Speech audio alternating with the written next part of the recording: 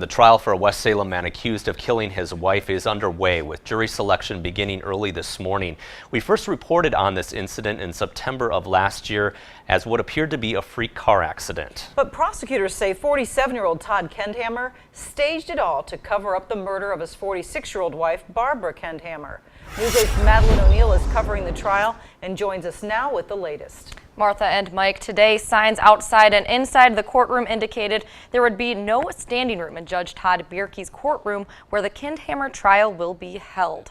Seating for the high-profile case is on a first-come basis, and the courtroom was mostly full today. The prosecution and defense questioned more than 30 potential jurors, whittling the pool down to those who could go into the trial with the least amount of bias, ultimately selecting 11 women and 4 men to make up the 12 jurors and 3 alternates. Now we put together a quick recap of what we know about the case so far. 911, what is the address of the emergency? This is where La Crosse native Todd Kendhammer says a freak car accident on September 16, 2016 resulted in the death of his wife, Barbara Kendhammer. So your wife is injured? Yes. Okay, and it was in a car accident? Yes, a pipe or something came through a windshield. Kendhammer says while he was driving down County Road M, this 53-inch pipe fell off a flatbed truck traveling the opposite direction, impaling his windshield and hitting his wife in the passenger seat. I want you to stay right where you're at, sir. Todd Kendhammer had multiple scratches. He says they came from working with glass. But La Crosse County's prosecutors have a different story. Investigators couldn't confirm that the pipe-carrying truck Kendhammer described existed through either surveillance footage or people near the incident that day.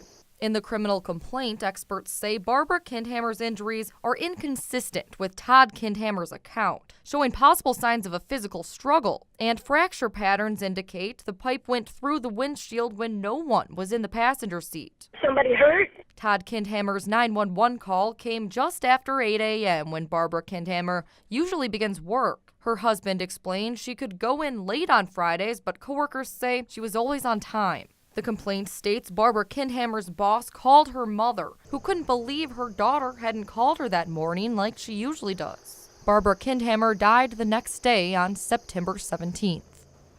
Now, Todd Kendhammer says he and his wife were on the way to a man named Justin Himes' house to fix the wheeled windshield of another truck. Himes said he hadn't spoken with or seen Kendhammer in more than 3 weeks before the incident. Now, tomorrow we'll hear opening statements from both sides, and jurors will go to the crash site to see it reconstructed.